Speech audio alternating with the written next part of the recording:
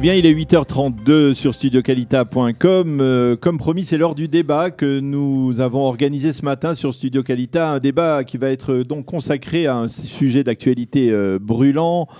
La presse israélienne est-elle obsessive dans sa relation avec Binyamin Netanyahou? Pour débattre de cette question, eh bien, nous avons le plaisir d'accueillir dans notre studio ce matin Yosh Amishav, qui est un porte-parole, un homme de communication, ancien journaliste, ancien porte-parole, ancien responsable de la communication au Keren Hayesod, je ne pense pas me tromper.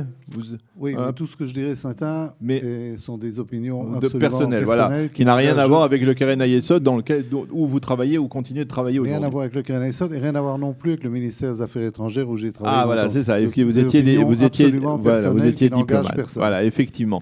Et de notre côté, face à lui, Shraga Blum, qui est on va dire un éditorialiste, un journaliste éditorialiste, une plume bien connue dans les sites internet d'information francophones en général. Merci d'être avec nous ce matin donc sur studiocalita.com pour parler de ce sujet. C'est un sujet, il faut bien avouer, qui passionne les Israéliens. On s'interroge beaucoup au travers des affaires qui concernent le Premier ministre Binyamin Netanyahou, sur cette focalisation, on va dire, à l'extrême de la presse israélienne, des médias, contre Binyamin Netanyahou. Alors, le sentiment général, c'est que cette presse exagère un peu. À votre avis, est-ce que la presse israélienne, Yosh, est viscéralement hostile à Binyamin Netanyahou, et ce presque depuis le premier jour, il y a 20 ans, lorsque le Premier ministre tout simplement est arrivé au pouvoir quelques mois après l'assassinat d'Yitzhak Rabin? Peut-être pour ça. Voilà. On est, je crois, lancé. On est lancé tout de suite parce que d'abord, vous dites que le sentiment général est que la presse exagère. Ce n'est pas un sentiment dans un certain public et que la presse exagère. Il y a d'autres publics, d'autres parties de la population qui pensent que la presse fait son travail. Oui. Mais moi, je voudrais, comme je pense qu'on a beaucoup d'auditeurs qui sont aussi des immigrants, et sans rentrer dans une leçon d'histoire qui prendrait trop de temps, mais en 2 minutes, il faut dire une chose. C'est un petit peu l'arroseur arrosé. Jusqu'à l'arrivée de Binyamin Netanyahou au pouvoir, les familles, la femme, les enfants des dirigeants israéliens étaient pratiquement inconnus du grand public. La femme était connue parce qu'elle accompagnait son mari, l'épouse, elle accompagnait le Premier ministre, elle accompagnait le président, la voyez. Moi, par exemple, qui vivais en Israël déjà au moment de l'assassinat de Rabin depuis plus de 20 ans, je n'avais pas la moindre idée de qui étaient les enfants d'Yitzhak Rabin. Et ça ne m'intéressait pas du tout, d'ailleurs. La femme, on connaît. Non, j'ai dit. Paula Ben Gurion, on connaît. J'ai bien dit. Léa Rabin, on connaît. Elles accompagnaient, absolument. Elles accompagnaient leur mari. Il n'y avait pas de problème. Mais les familles, parce que la grande protestation de Netanyahou, c'est toujours de venir jouer le chevaleresque, attaquez-moi, moi, laissez ma femme et mes enfants de côté. Mais le premier qui a mis sa famille sous le feu des projecteurs, c'est Binyamin Netanyahou. Binyamin Netanyahou, il faut se rappeler qu'il a grandi aux États-Unis. Aux États-Unis, il a absorbé cette culture américaine que nous connaissons très bien, où la famille d'un candidat, d'un congressman, d'un sénateur est une chose extrêmement importante. Il n'y en a pas un qui fait campagne sans avoir sa femme et ses enfants à côté de lui. C'est un truc tout à fait américain. Kennedy l'avait porté, au sommet, cette technique de séduire le peuple par l'intermédiaire de ses petits-enfants qui courent un peu partout, etc. Binyamin Netanyahou a absorbé ça. Il a amené ça avec lui en Israël. Il a voulu, dans ses premières années, à la fin des années 80, quand il est entré en politique, il a voulu peut-être aussi être un peu le Kennedy israélien, le jeune premier, talentueux, très doué aussi d'ailleurs, etc. Et entouré de sa petite famille. Dans les premières années de Netanyahou, on ne voyait, il faut se rappeler de ça, on voyait que ses enfants dans la presse israélienne. Il les a même pris dans un voyage à la Maison-Blanche. Il y a une photo très célèbre, Avner et Yair, qui était très petit à l'époque, qui sautent sur les coussins d'un canapé dans le bureau ovale. En fait, vous dites alors je dis, c'est l'arroseur arrosé. Voilà. Vous avez voulu qu'on s'intéresse et qu'on suive et qu'on sache tout de votre famille. Maintenant, il faut assumer. Alors Shraga, est-ce que d'une certaine manière, Binyamin Netanyahou ne récolte pas ce qu'il a semé? Et puis, Yosh parlait de Binyamin Netanyahou, mais nous avons tous aussi, enfin ceux qui sont là depuis longtemps, le souvenir de cette fameuse cassette vidéo au moment où Binyamin Netanyahou postulait à être au poste de président du Likoud en remplacement d'Yitzhak Shamir. Cette cassette vidéo dans laquelle qu'il a obligé à reconnaître qu'il avait trompé son épouse, qu'il avait trompé Sarah aux premières années de son mariage. Finalement, d'une certaine manière, est-ce que Binyamin Netanyahou ne récolte pas d'une certaine manière cette animosité de la presse israélienne qu'il a semée lui-même ? Écoutez, le fait de parler de la famille, de l'entourage direct d'un Premier ministre ou d'un président ne présage en rien de la manière dont on parle. Là, ce dont il est question aujourd'hui, c'est pas le fait qu'on parle de Sarah Netanyahou ou de Yair Netanyahou, pardon, mais c'est de la manière dont on parle. Je crois que jamais dans l'histoire d'Israël, la presse n'est descendue dans des résolutions aussi petites concernant la manière de fonctionner de la résidence du président, de l'épouse du président. On s'en vient même à demander combien de fourchettes ou de couteaux elle a acheté. Donc, je crois que non, mais pour répondre à cet argument, le fait que les mœurs politiques ont changé et que Netanyahou, par rapport à des Begin ou Ben Gurion, Golda Meir, est un Premier ministre plus à l'américaine, on va dire, comme vous disiez, c'est juste. Mais de là à dire qu'il récolte ce qu'il a semé, je crois qu'il y a quand même un acharnement de... On va pas dire des médias, parce qu'aujourd'hui, heureusement, Dieu merci, les médias sont plus aussi monolithiques qu'ils étaient auparavant. Et concernant ce que je disais, la presse israélienne, ou en tout cas une partie de la presse, on va dire la presse qui est clairement identifiée à gauche, des journaux comme le Haaretz, qui lui reprochent finalement d'avoir réussi, 6 mois après l'assassinat d'Yitzhak Rabin, d'avoir réussi à remporter le pouvoir, à vaincre Shimon Peres, justement. Voilà. C'était en mai 1996. Alors le 29 mai 1996 est une date clé dans les rapports entre les médias et Binyamin Netanyahou, parce que tout le monde pensait qu'avec toutes les attaques dont la droite était l'objet à l'époque, accusé globalement d'avoir été à l'origine de l'assassinat du Premier ministre Yitzhak Rabin, tout le monde s'attendait, enfin à gauche en tout cas, et les médias qui étaient encore plus à gauche qu'aujourd'hui, de manière monolithique, s'attendaient à une victoire de Shimon Peres. Or, la victoire de Binyamin Netanyahou les a frustrés énormément, et je crois que jusqu'à aujourd'hui, ils lui en tiennent rigueur, toujours avec ce bémol de dire qu'aujourd'hui, la presse n'est plus aussi monolithiquement, heureusement, à gauche. Il y a des médias comme Gali Israël, comme Arutz. D'ailleurs, j'ai lu cette phrase il y a quelques jours de Binyamin Netanyahou, qui a dit, heureusement, sur Arutz 20, on me laisse finir une phrase. D'accord. Alors Yosh, par rapport à la victoire de Netanyahou en 96, 6 mois après l'assassinat de Rabin, c'est un reproche très clair que la presse semble avoir fait à Binyamin Netanyahou. Non. Indirectement. Non, je ne pense pas qu'on lui reproche d'avoir gagné les élections. Ce qu'il faut dire, et ce qui n'est pas dit, parce que ce n'est pas politiquement correct, et parce qu'on n'a pas envie d'ouvrir ses vieilles blessures, etc. Mais Yitzhak Rabin a été assassiné au terme d'une campagne qui a duré à peu près un an et demi, que je qualifie de campagne d'incitation au meurtre. C'est-à-dire que...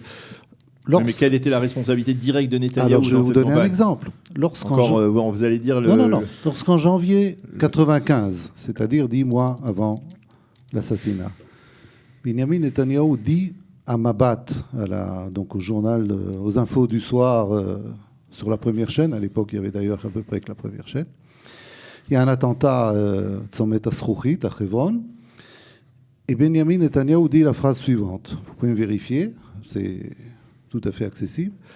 J'ai les preuves que le Premier ministre Yitzhak Rabin a fait un accord avec Arafat qui lui permet de faire des attentats dans les territoires, à condition de ne pas en faire à l'intérieur de la ligne verte.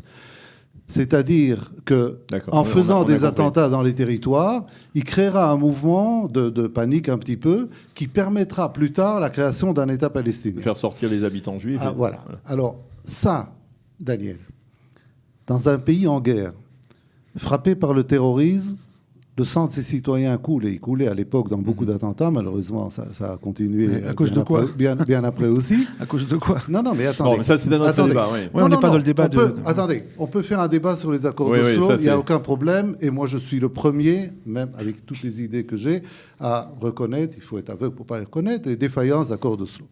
Mais vous savez, c'est un problème. La droite dit qu'à cause des accords d'Oslo, on a eu 1000 morts dans les attentats. Moi, je vous dirais qu'à cause de la première guerre du Liban, complètement inutile, on a eu 1500 morts. Si alors justement, c'est pas le débat. On va passer. Par contre, je reviens à ça. Lorsque dans un pays en guerre, frappé par le terrorisme, le chef de l'opposition dit que le Premier ministre sciemment a un accord avec le chef des terroristes pour verser le sang de ses citoyens, ça s'appelle Din Rodef. Et à ce moment-là, il y a des jeunes qui sont un petit peu exaltés. Ils vont voir le rabbin, se demandent qu'est-ce qui se passe. Il y a des témoignages du rabbin Wiener extrêmement importants au procès d'Yigal Amir. On va peut-être pas citer de nom parce que peut-être que c'est problématique. On peut aussi parler du rôle du Shabak dans la citation du groupe Eyal, Champagne. Daniel, attendez, je termine. On est loin du sujet. J'assume tout ce que je dis. Oui, non, mais je sais bien. Deuxièmement, au procès d'Yigal Amir, il y a un témoignage du Rav Aviner qui est spectaculaire là-dessus. Il dit « J'ai été inondé de questions de jeunes juifs et juives qui venaient me voir pour demander une date halakha. La question était si Rabin yesh lo din mavet ». Alors, lorsque tout un public est bassiné par une propagande comme ça, qui vient de la part du chef de l'opposition, vous comprenez bien que c'est quelque chose qu'on ne peut pas oublier. Indirectement, vous êtes en train de dire que c'est Binyamin Netanyahou qui a une responsabilité dans l'assassinat de Rabin. Part de responsabilité, oui. Mais c'est encore une fois, c'est peut-être pas le. Yigal Amir n'a pas été actionné par Netanyahou, mais par Eyal, par il a été actionné par un climat. On est là pour parler de Binyamin Netanyahou et de la presse. Alors on a compris qu'effectivement il y avait de la part de Binyamin Netanyahou certaines responsabilités au niveau de la chassifa, de la visibilité qu'il a donnée à sa famille, de certains propos peut-être problématiques du Premier ministre. Mais finalement, est-ce que cela justifie une sorte de on va dire d'acharnement, parce que et là je voudrais qu'on avance de 1996-99, le premier mandat du Premier ministre à notre époque. Binyamin Netanyahou a ressenti, on parle beaucoup aujourd'hui de la relation entre Binyamin Netanyahou et le quotidien gratuit Israël Hayom, qui est financé par un ami de Binyamin Netanyahou, Sheldon Adelson, un milliardaire juif américain.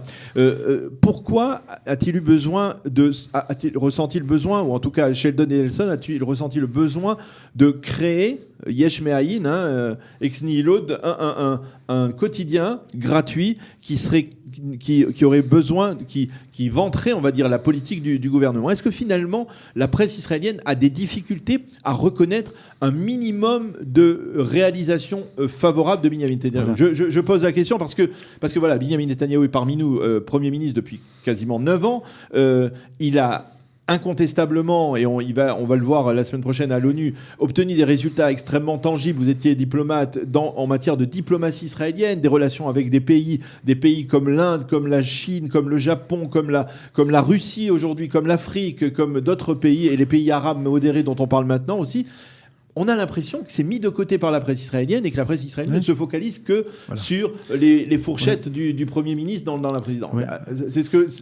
Voilà. Qu'est-ce que vous pensez Alors justement, dans un de ses discours dirigés contre les médias, le Premier ministre, à part les critiques qui sont dirigées vers lui, a utilisé un mot en hébreu qui s'appelle dirdour. Ta'asiyat à dirdour, ça veut dire c'est le découragement. Et moi qui observe beaucoup la presse israélienne par mon métier, je remarque qu'il y a toujours cette manière tant dans la gestuelle que dans le choix des informations, que de la manière de les transmettre sur des chaînes comme Arutz 2, Arutz 10, Galei Tzahal, d'être négatif, de décourager, de cacher, comme vous le dites, ce qui est bien fait, ce qui est réalisé. Et d'insister sur le négatif. Et d'insister sur le négatif, et même de dramatiser. Aujourd'hui, c'est pas l'événement qui fait l'information, c'est l'information qui fait l'événement. Ça veut dire, le journal s'ouvre, par exemple, je parle à l'époque de Barack Obama, 500 constructions planifiées par Binyamin Netanyahou annoncées, une nouvelle crise en vue avec les États-Unis, avant même que le département d'État n'ait réagi. Ça veut dire qu'il y a cette manière toujours de montrer que tout va mal, que tout est gris, que tout est noir, alors que objectivement, sur le plan économique, diplomatique, sécuritaire, le gouvernement a des acquis. Tout n'est pas parfait, un politicien n'est jamais parfait, un gouvernement n'est jamais parfait, mais je crois que les médias volontairement minimisent ce qui est bien. On parle toujours de tsunami, par exemple. On parle toujours de tsunami. Barak annonçait, Ehud Barak, tsunami politique. On attend toujours le tsunami politique. Ouais. Alors, est-ce que Yoshua Michav, est-ce que finalement, je parlais d'Israël Hayom, est-ce que Israël Hayom n'est pas né parce que le Yediot Aharonot, qui est son rival aujourd'hui, qui était le grand journal israélien, avait adopté une position systématiquement, viscéralement anti-Netanyahou? et que c'est ça qui a provoqué la naissance de ce journal. Israël Hayom est né parce que Sheldon Adelson est un milliardaire qui a des idées bien précises, tout à fait légitimes, inutile de le dire. C'est un homme de droite qui a reconnu dans Benjamin Netanyahou un grand leader de la droite israélienne, peut-être le plus grand leader qu'il ait jamais eu. Quand vous voyez le parcours que fait Benjamin Netanyahou, j'ai le plus grand respect pour la mémoire de Menachem Begin, mais Menachem Begin a quand même été porté par tout ce qui s'est passé au moment de la résistance anti-anglaise, par la création de l'État d'Israël. C'est une autre, changé, ouais. Voilà, c'est une autre catégorie historique. Ce sont les De Gaulle et les Roosevelt et les Churchill israéliens, Rabin, Begin, Peres, etc. Donc je dis que Sheldon Adelson a identifié il veut assurer, conforter le pouvoir de la droite en Israël. Je vous rappelle que Sheldon Adelson a aussi dit un jour, il n'y a pas longtemps d'ailleurs, qu'il n'est écrit nulle part dans la Bible qu'Israël doit être un pays démocratique. Oui. Après, il a dit que c'était de l'humour. Bon, moi, je manque peut-être d'humour, mais on peut reprendre, on peut reprendre des déclarations. Non, mais je veux dire, ça répond à une idéologie. Benjamin Netanyahou. Peut-être que vous êtes démocrate. Non. Écoutez, Benjamin Netanyahou est un homme qui a une vision du monde très très précise, contrairement à ce que disent beaucoup de gens de droite d'ailleurs aussi. C'est pas un opportuniste et c'est pas une girouette. Quand j'ai beaucoup d'amis qui votent Likoud et je leur dis, vous savez, j'ai probablement plus de respect pour Benjamin Netanyahou que vous, parce qu'ils me disent, t'inquiète pas, il fera la paix, c'est un opportuniste. Je dis non. Il fera pas la paix. Non, je dis c'est un idéologue. Oui. Une de ses idéologies, par exemple, il croit en un pouvoir fort.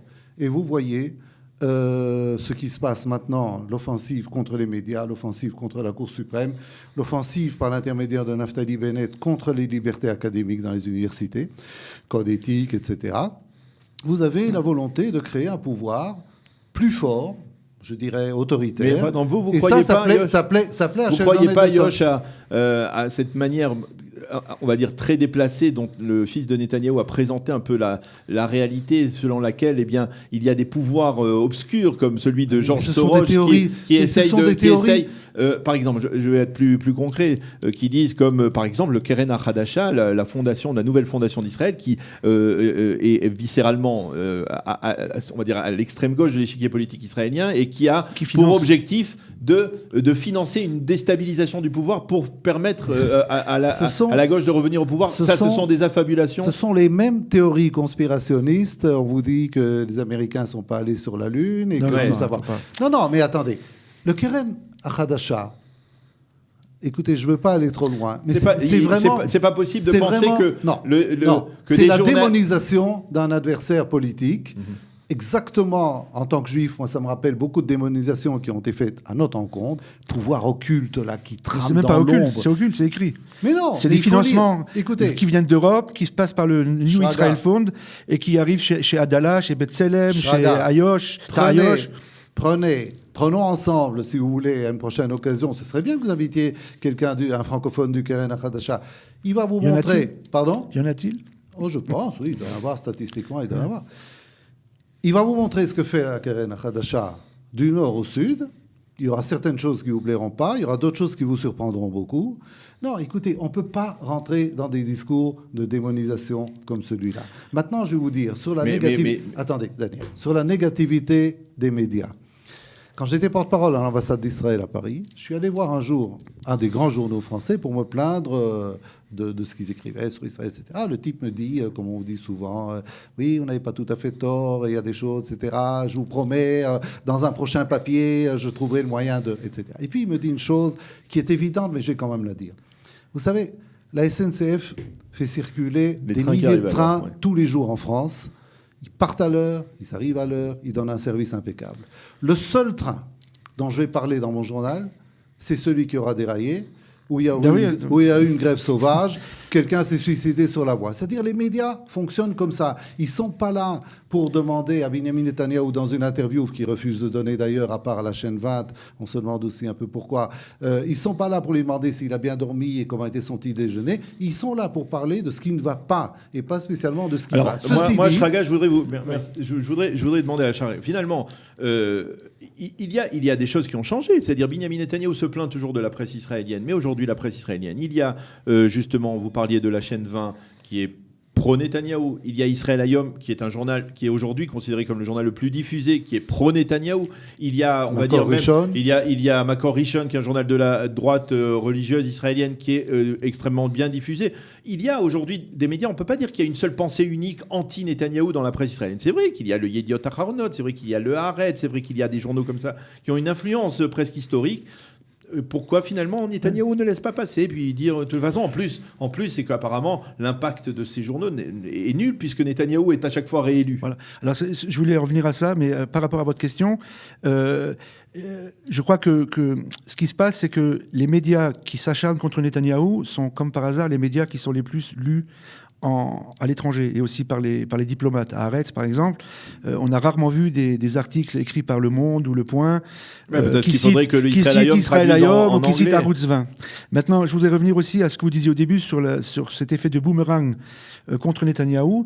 Moi, je voudrais parler d'un autre boomerang. C'est le boomerang par rapport aux médias eux-mêmes. Vous l'avez cité à l'instant.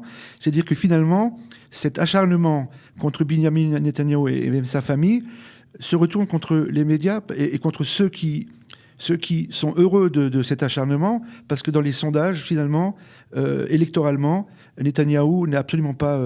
à craindre de ça. Au contraire, le dernier sondage donne même plus de mandats qu'il a aujourd'hui. Donc je veux dire, s'il y avait une intention derrière... Peut-être qu'il y a une intention, je ne sais rien, mais en tout cas, elle est complètement inefficace, puisque le pouvoir de Netanyahou semble assuré, même en plein milieu des affaires qui le concernent. La presse, Yosh, vous la connaissez bien, la presse israélienne, elle a un impact quelconque sur la population israélienne ? Les médias ont peu d'impact en général, c'est pas seulement en Israël, c'est-à-dire ils sont lus, ils sont commentés, on en débat, mais en définitive les lecteurs votent comme ils l'entendent. C'est d'ailleurs tout à fait comme ça que ça doit fonctionner. Vous savez, on a vu ça aux États-Unis aussi, où quand même Trump a été élu contre les médias, il ne faut pas se le cacher non plus. Bon, maintenant, alors je dis tout va bien, on peut terminer l'émission là à 9h05 et prendre un verre quelque part. Écoutez.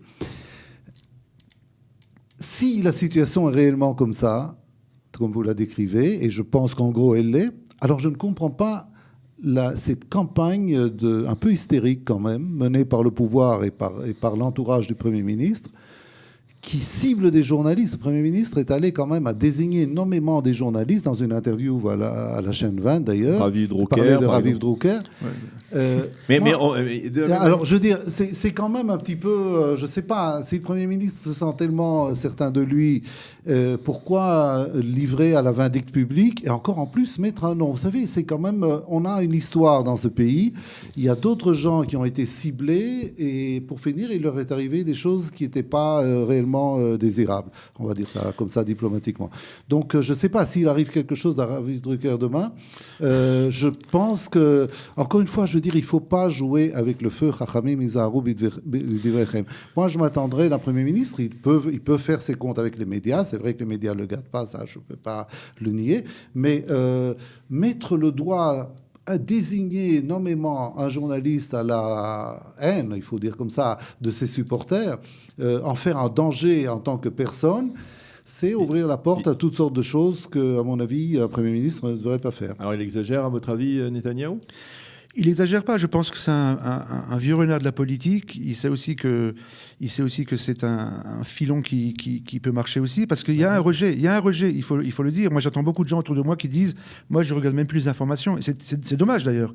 C'est dommage, parce qu'il y a une espèce de rejet, vous direz, d'une partie de la population, mais de beaucoup de gens en disant « On n'a plus confiance dans ce que les médias nous disent, parce qu'ils exagèrent, ils choisissent ce qu'ils veulent choisir, ils ne parlent pas de ce qu'il faudrait parler, ils parlent de ce qu'il ne faudrait pas parler. » Enfin, il y a un rejet et des médias et de la Cour suprême, mais à mon avis, qui n'ont pas entièrement été volés. Et quand vous citez Raviv Drucker, par exemple, je crois que ce journaliste, il a fait son métier presque de vouloir à tout prix porter atteinte à Binyamin Netanyahou, et je crois que c'est la réponse du berger à la bergère. Non, la question c'est de savoir si Raviv Drucker dit vrai ou pas. C'est-à-dire, si Binyamin Netanyahou peut prouver que Raviv Drucker l'a diffamé, que toutes les choses qu'il dit ne sont pas exactes, etc., qu'il lui fasse un procès en lui demandant 10 millions de shekels dommages et intérêts, qu'il casse sa carrière, qu'il le réduise au chômage, kol beseder gamur, comme on dit chez nous. S'il peut prouver, mais c'est pas ça que fait Binyamin Netanyahou.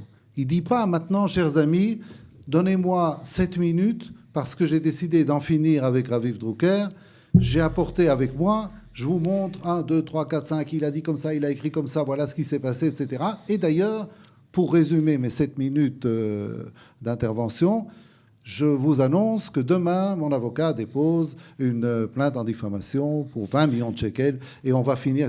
Non, c'est pas ça qui dit Benjamin Netanyahu. Alors, vous savez que les gens veulent plus écouter les vérités. On va pas aller trop loin. Raviv Drucker. Qu'est-ce qui est vérité ? Écoutez, Raviv Drucker n'est pas un prophète d'Israël, mais moi, quand je me rappelle des Néviés Israël, ils ont tous plus ou moins mal fini parce que les gens n'aiment pas et les pouvoirs n'aiment pas qu'on leur agite devant les yeux leur turpitude. Aucun pouvoir n'aime ça. Bien sûr, mais il faut aussi être honnête. Je veux dire, là ça dépasse l'investigation honnête. En quoi, On est dans des intentions déjà qui sont plus politiques. Et vous ne pouvez pas nier qu'il y a une espèce de mainstream dans les médias qui est très anti-Netanyahou. Non, je ne le dis pas. Simplement, je reviens... Oui. On ne compte pas les émissions, les journaux télévisés qui ont commencé par des scoops en disant tournant dramatique dans l'affaire XYZ concernant le Premier ministre. Et ça fait des semaines, des mois. Et finalement, il n'y a rien. C'est-à-dire, il y a une dramatisation. Il y a rien encore. Non, mais il y a une dramatisation de certaines affaires. Il nous a fallu 28 minutes pour arriver aux affaires Netanyahou. Voilà, oui, non, mais parce qu'on parle mais... de ça. Il y a une dramatisation qui est faite avec toujours des scoops, des nouvelles, parce qu'il y a une envie de sensationnelle aussi dans les informations. Ah oui. Et quand je vois des Amnon Abramovitch ou des Guy Pellet, pour ne citer que, on a l'impression tout d'un coup, chaque jour, il y a une espèce de tournant dramatique. Et finalement, tacless, comme on dit. Le conseiller juridique Attendons, les enquêtes sont en cours. Bien sûr, mais justement. Mais on ne peut pas non plus... Alors, je reviens. Les enquêtes, ça nous donne envie peut-être de vous demander de revenir pour parler des enquêtes, parce que les enquêtes, c'est un dossier, on va dire, à part. C'est aussi lié à la presse, mais c'est pas seulement lié à la presse, c'est aussi lié à la personnalité de Benjamin Netanyahou, de son épouse, aussi à la relation entre la presse, entre le Premier ministre, la justice israélienne, etc., et la police israélienne. Mais je me souviens, puisqu'on parle des affaires, il y a l'affaire de la relation entre Netanyahou et le Yediot Aharonot. Netanyahou, lorsqu'il a rencontré, c'est apparemment selon la presse toujours, lorsqu'il a rencontré Nouni Moses, le patron du Yediot Aharonot, il lui a pas dit je te demande de modifier l'approche de ton journal à mon égard de manière dramatique, c'est-à-dire il lui a dit de l'animosité du niveau 9, passe-le au niveau 7. Et ça, si vous voulez, c'est d'une certaine manière peut-être un peu plus compréhensible. Ça veut dire que quelque part, il y a une exagération apparemment de la part d'une partie de la presse israélienne. Mais effectivement, c'est-à-dire, ça vous paraît normal qu'un Premier ministre rencontre le rédacteur en chef d'un journal pour négocier... Alors ça, je ne sais pas, mais moi ça ne me paraît pas choquant. Ça me paraît pas choquant. C'est-à-dire, je ne sais pas attendez, exactement... il y avait deux volets. Il y avait deux volets à sa conversation. C'est ce qu'a fait aussi Raviv Drucker aussi en révélant les dates des conversations téléphoniques entre Netanyahou et le rédacteur en chef du Israël Hayom. C'est entre autres une problématique pour les journalistes de savoir que certaines sources sont brûlées de cette manière. Mais ça c'est un problème. Mais dans le cas précis, un Premier ministre peut dialoguer avec des patrons de presse. Il le fait régulièrement. Dialoguer, c'est une chose. Tous les Premiers ministres le font. Ils reçoivent des journalistes à déjeuner ou à dîner à Kol Beseder Gamour. Ici, on est dans un autre cas de figure qui me paraît, à moi, il me paraît en tant que citoyen très grave. Il y avait deux volets à la conversation de Benjamin Netanyahou et Moses. Je me réfère à ce qui est publié, mais ça n'a pas été démenti en tout cas. C'est que non seulement il négocie le niveau d'animosité du journal, en plus il est prêt à frapper au tiroir-caisse ce journal Israël Hayom qui a été fondé pour lui. Le deuxième volet, c'était que D'ailleurs, pour la petite histoire, depuis ces révélations, Sheldon Adelson est beaucoup plus froid envers Netanyahou. Attendez, je le comprends un petit peu. Parce que Netanyahou dit au patron de Yediot Ahronot, le grand rival d'Israël Hayom, si tu baisses animosité, moi je m'emploierai à ce que Israël Hayom ne sorte plus ses suppléments du Shabbat. C'est-à-dire que, évidemment, le journal sera beaucoup moins attrayant. On ne paye pas le journal, il est distribué en rue, mais par contre, les annonceurs payent. Donc il y aura moins de publicité. Mais vous vous rendez compte, ça vous paraît normal? Moi, ça me paraît inouï. Ça prouve en tout cas ce que disait Daniel tout à l'heure, c'est que le journal Israël Hayom a été rendu nécessaire justement par l'animosité du reste de la presse, notamment Yediot Ahronot, envers Benjamin Netanyahou. Et l'animosité, vous savez, c'est exactement comme si, je sais pas, moi, Sarkozy, en son temps, avait rencontré le directeur du Nouvel Observateur, dit, écoutez, vous m'attaquez un peu moins, et moi, je vais voir que je vais frapper le Figaro au tiroir caisse. Moi, écoutez, si ça vous dérange pas, tous les deux, en tant comme de médias et en tant que citoyen d'un pays démocratique, moi, moi, ça me fait peur, franchement. Mais moi... Écoutez, il y a quelque chose on attaque beaucoup Benjamin Netanyahou en disant qu'il veut museler la presse, qu'il veut une presse qui est assez botte, etc. C'est évident. En tout cas, non, parce qu'au contraire, lui, il n'arrête pas de dire je veux qu'il y ait plus de chaînes, plus de journaux qui représentent. C'est un peu comme ce qui se passe à la Cour suprême. Il y a eu tellement d'extrémisme dans un côté que le fait de demander aujourd'hui qu'il y ait tout simplement plus de pluralisme, ça paraît être un acte antidémocratique. Mais pas du tout. Simplement, il y a une différence entre l'exigence de pluralisme que je partage, parce que vous savez, les idées de la gauche israélienne, je parle de la vraie gauche, je ne parle pas du Parti travailliste qui est une espèce de truc informe dont personne ne sait exactement ce qu'il veut, mais les idées de la vraie gauche israélienne, je ne sais pas quelle est leur répercussion médiatique. On pourrait nous aussi se mettre à pleurnicher en disant voilà, les médias ne relayent pas ce qu'on dit, c'est pour ça qu'on n'a que 5 députés. Si on nous donnait plus souvent la parole, on en aurait 8 ou 9. On ne fait pas, je veux dire. C'est comme ça que ça fonctionne. Ceci dit, Sheldon Adelson, il a fait ce qu'il pensait devoir faire. Il a mis la main dans sa poche, il a sorti. Vous savez qu'Israël Hayom perd énormément d'argent. Oui. Sheldon Adelson perd des dizaines de millions de dollars chaque année. Il n'a pas fait ça pour gagner de l'argent. Non, mais voilà, c'est un idéaliste et de ce point de vue-là, je le respecte. Alors, une dernière question, on est obligé d'approcher de la fin de ce débat. Et la dernière question, c'est finalement, est-ce que Benjamin Netanyahou fait bien de s'en prendre à la presse israélienne ou finalement il devrait laisser passer? Shraga. Non, moi je trouve que c'est tout à fait légitime parce que la presse ne l'épargne pas. Alors, ce qui est certain, c'est que le rôle de la presse doit être en général de critiquer, s'il le faut, un pouvoir. Je ne demande pas que la presse soit au bord du pouvoir, on n'est pas en Corée du Nord. Mais ce qui est intéressant, c'est de savoir que la presse, parfois, a changé d'avis totalement par rapport à un Premier ministre de droite à partir du moment où ce Premier ministre de droite a tourné sa veste. On parle de Olmert, étrogué, voilà ce qu'on appelle étrogué, ou Ariel Sharon. Donc ça veut dire que si la presse veut jouer son rôle de critique ou d'opposition, qu'elle le fasse de manière honnête, avec des faits, pas avec de la dramatisation, pas avec des exagérations, et aussi qu'elle le fasse de manière, de manière conséquente et avec une certaine logique, et pas tourner de Kazakh quand tout d'un coup le Premier ministre prend des décisions qui correspondent plus à ce que la presse attend. La presse en général, évidemment. Israël n'est pas la Norvège ou la Finlande. C'est un pays où tout est politique. Tout, de A jusqu'à Z. Oui, bien sûr. Les budgets, les décisions, pas seulement les grandes décisions. Non, tout est politique. La politique règne dans ce pays en maître. On peut dire qu'elle empoisonne tout aussi, d'ailleurs. Mais enfin, c'est comme ça. Donc, la presse a ses idées, les éditorialistes ont leurs idées. Je ne veux pas qu'on commence à toucher à cette liberté d'expression parce que vous allez commencer à la toucher à un certain endroit, vous ne savez pas où ça se termine. L'histoire nous enseigne beaucoup de choses. Simplement, je dis qu'une personne comme Benjamin Netanyahou, s'il veut vraiment arriver à avoir lui aussi un yachas, qu'on le traite de manière peut-être un peu plus équitable, il faut... Je pense qu'il montre l'exemple lui aussi. Parce que quand vous passez votre temps à stigmatiser vos adversaires en disant, dès sa première période de Premier ministre, que les gens de gauche ont oublié ce que c'est d'être juif, et aux dernières élections, que Mahane Hatzioni... non, les Arabes, ça n'en parlons plus. Ça, vous imaginez Marine Le Pen disant en France, le jour des élections, appelant ses fidèles à aller courir aux urnes en disant les Juifs votent en masse contre nous sur des autobus payés par le Parti Socialiste. Vous imaginez ça? Alors ici, ça passe comme une lettre à la poste. Ce que je dis aux dernières élections, même sans parler des Arabes israéliens, quand vous dénoncez votre opposition comme le camp antisioniste, vous semez la haine, en fait, vous semez la division. Et alors, évidemment, il y a un retour de manivelle. Et ce qui se passait déjà dans les médias ne fait que s'accentuer. Moi, je vois là-dedans un cercle vicieux. Et la personne qui pourrait tendre la main et couper et briser ce cercle vicieux qui est très dangereux et qui peut nous porter à des choses très graves dans ce pays, c'est Benjamin Netanyahou lui-même. Eh bien, messieurs, merci de nous avoir éclairés, en tout cas d'avoir dialogué, d'avoir accepté de dialoguer sur ce thème d'actualité, donc de la relation très complexe et très tendue entre Binyamin Netanyahou et la presse, les médias, ou on peut dire une grande partie de la presse israélienne.